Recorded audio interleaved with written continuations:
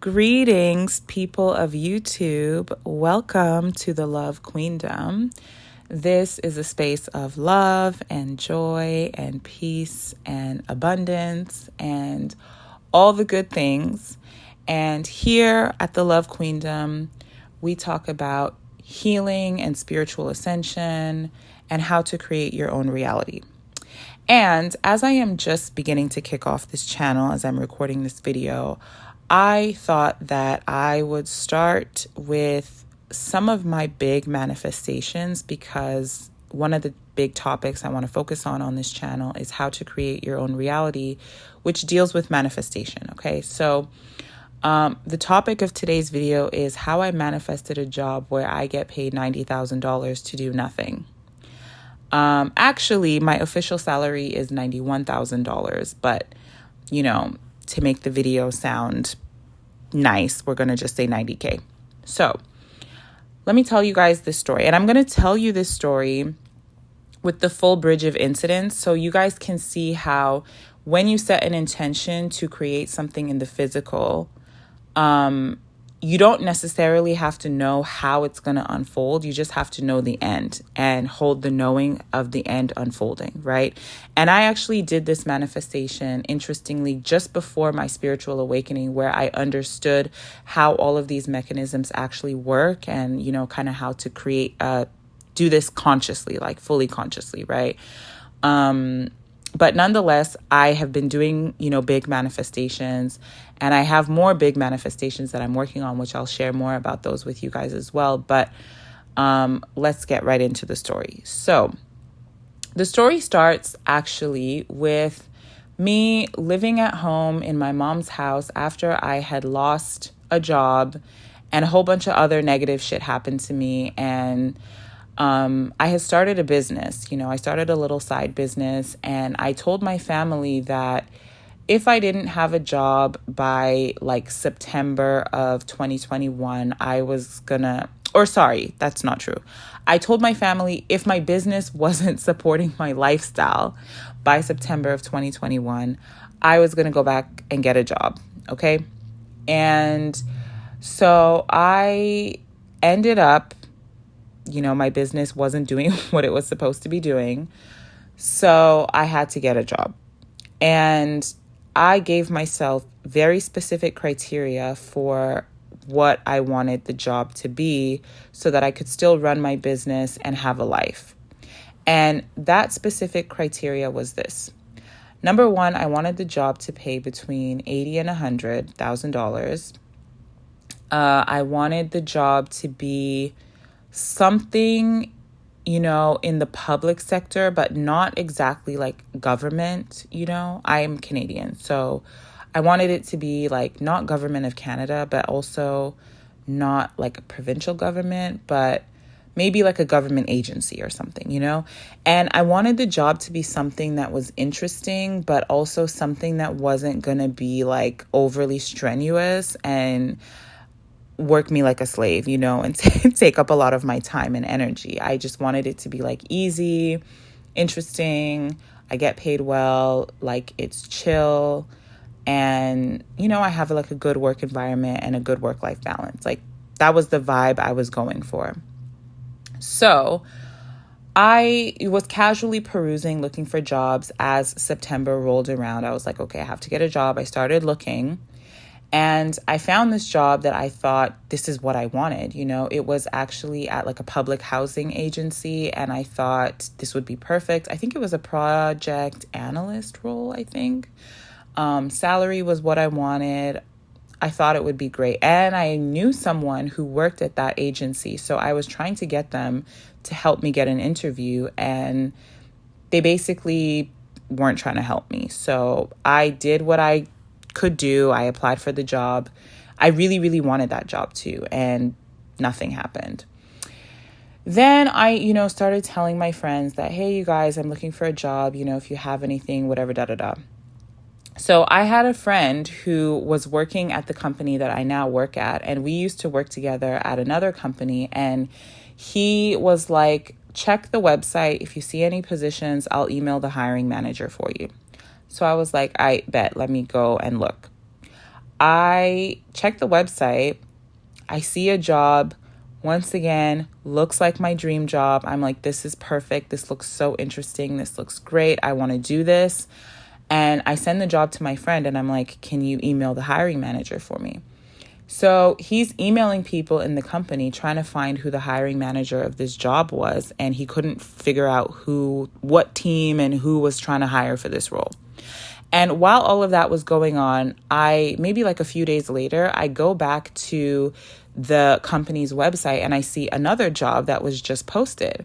And I was just like, oh, this other job actually looks like exactly what I want. Like, this seems like it would make so much more sense for me and like my natural skill set and the criteria that I was really looking for in a job, And the interesting thing about this role was that it said who the hiring manager was. It didn't say their name, but it said what their position was.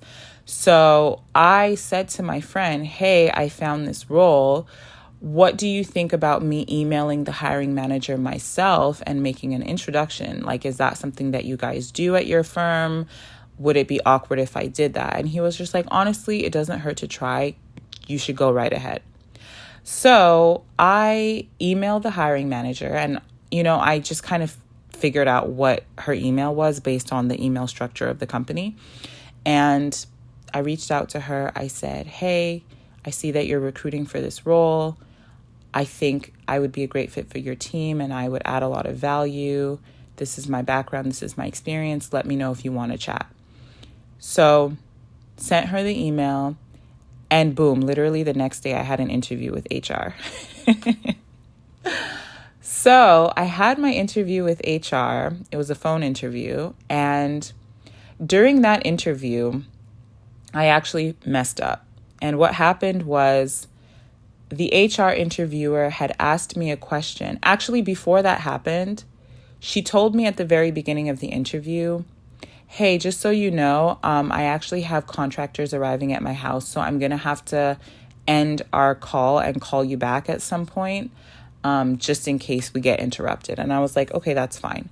So while we were doing the interview, she asked me a question and I actually didn't understand the question. So I was responding to the question what I thought she had asked me, and my answer wasn't making any sense. And then boom, she was like, oh, the contractors arrived. Let me call you right back. As soon as I got off the phone with her, it was like my brain all of a sudden figured out what she had actually asked me. And then I was able to formulate a coherent answer because, I wasn't on the phone with her anymore. And then when she called me back, I was able to say to her, like, oh my gosh, I'm so sorry. I realized that you were actually asking me this. I heard something else, and here's my answer. So I gave her, boom, the perfect answer. And then the rest of the interview went perfectly smoothly. And I was just like, yeah, they're definitely going to call me for a round 2. So as expected, I got called for the round 2 interview, which was with the hiring manager who I had emailed. And actually before that, they gave me an interview assignment, which I completed. Very easy for me, and that was great. Had my second interview with the hiring manager. That also went perfectly well. She seemed to really like me. We got along great. We are on our way. My last interview was with 2 members of the team. And that interview, I actually was on vacation in Nigeria at the time. And I told them that I was going to be in Nigeria at the time. And I was really, really nervous because actually for that interview, I was on vacation in Ghana, but I had traveled to Nigeria and I was expecting to go back to Ghana for the interview because I didn't trust the internet in Nigeria. If you guys know anything about Nigeria, you'll know what I'm talking about. So I had planned to be in Nigeria for a few days and then fly back to Ghana and be in my Airbnb. And, hopefully the internet would allow me to do the interview properly. And I was only in Ghana for like a day before I flew to Nigeria. And so I asked my friend if the internet at the Airbnb in Ghana would be good enough for me to do my interview. And he was like, oh yeah, it's fine. Like I've done WhatsApp calls on it. Like you'll be fine. So I was like, okay, great, great, great. What ended up happening was that I missed my flight from Nigeria back to Ghana. And I had to stay in Nigeria for like an extra day and a half, which overlapped with when I was supposed to take the interview. And I was so nervous that Nigeria was going to mess me up. So I went back to the hotel that I was staying at, because while I was in Nigeria, I was kind of moving around. So I had spent a few days at a hotel on the island, and then I was staying with my family. And because of the situation, I ended up going back to the hotel, because the hotel that I stayed at was quite nice and they seemed to have good internet. So I thought to myself, this is my best bet if I don't want to get messed up by Nigeria. So I stayed at the hotel, did my little setup so that I could do the interview on my phone. And it was like a Google Hangout interview with 3 people and myself doing a video call. And thankfully, the interview actually went perfectly. No issues with the connection whatsoever. It was like almost completely seamless. I think there was only maybe like one moment where I felt like this was a tad bit glitchy, but they didn't notice. It was just kind of like they were slow for me. And then, it was fine. The crazy thing is, less than 5 minutes after that interview ended, mother effing NEPA took light and the electricity went off, and I was, boom, pitch black in the dark, internet went off. So literally, if that interview had ended 5 minutes longer, I would have been messed up. And I was just like, wow, this can only be my higher self looking out for me. So that was amazing. And the craziest part too was that by the time I flew back to Ghana and got to that Airbnb where my friend told me, oh yeah, the internet's fine, you'll be able to do your interview no problem. The internet sucked, actually. The internet actually sucked, and I would not have been able to do my interview at that Airbnb and not have had problems. Like, the internet would have been so bad, even if I used like my mobile network, I would not have been coherent, And so it was a blessing in disguise. This was the universe orchestrating it for me so that I would be in Nigeria for that final interview, so that everything would go perfectly in order for me to get the job. And the crazy thing too is that when I was in the process of missing my flight, I actually fought so hard to try to get on that flight, because I was like, no, I absolutely need to get to the Airbnb so I can do my interview and not be messed up by Nigeria. I fought so hard, you guys, you don't understand. And nothing that I tried worked. And, I ended up being forced to stay in Nigeria. I had to pay for another night at the hotel, pay to get myself back to the island from the airport. Like, it cost me a lot, and then I ended up having to pay to book another flight too. So it cost me a lot. But at the end of the day, it was actually worth it, because this was part of the unfolding for me to get the job. And then I remember after my 3rd interview, I was waiting to hear back from them. And then I started getting really nervous and I started having fear. I think they were doing my background check and stuff. And I just was nervous, and having fear, like, oh my God, what if they find something? What if something happens, And everything ended up working out fine. I got the job. And the job has literally turned out to be everything that I wanted to manifest, okay? My job is very interesting. I work at an interesting government agency that isn't really a government agency, but it's mandated to exist because of a law passed by Parliament. And my team is great. My job is, I practically do nothing. And I get paid exactly right in the middle of the salary range that I had wanted. So I got everything that I wanted. And it is all because I just held the belief and the knowing that this was going to be mine. This was going to be for me.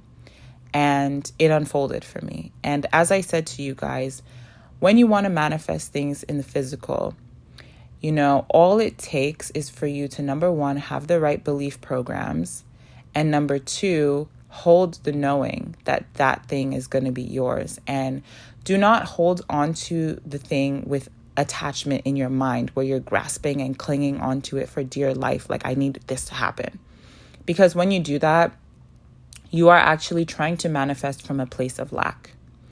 However, if you can hold the knowing in a lighthearted way, in a way of, you know what, whether I get this job or not, I'm going to be okay, and the right job will manifest for me. That is when you are in an energy of wholeness and fulfillment, and it is easy. It's like seamless for things to come to you. There's no resistance. So that's the state that you kind of want to be in all the time when you're manifesting. You're not clinging on to anything. You're not attached to anything like this has to happen or it has to happen in this way, right? You have to just know it's going to happen. You don't have to know how everything will unfold for you, but you just have to know that it's going to happen. And whether it's this thing or something else, if you're not manifesting something specific, per se, having that non-attachment to the things is how you allow things to flow in and out of your life easily. So that's the story. I hope you guys enjoyed it. As I said, I will be sharing more manifestations on this channel, and I will give you guys also updates for things that I am currently manifesting that haven't fully manifested yet, because we're always creating new things, right? We're always creating new things. And the purpose of us having desires, particularly desires that we have for ourselves deep in our heart, is for us to be drawn closer to God so that we can understand how this reality works and what our power is to create in this physical realm, okay? Because you have so much more power than you have been told. And if you harness that power, you can just live an amazing life. So thank you guys so much for listening, and I will see you in the next video.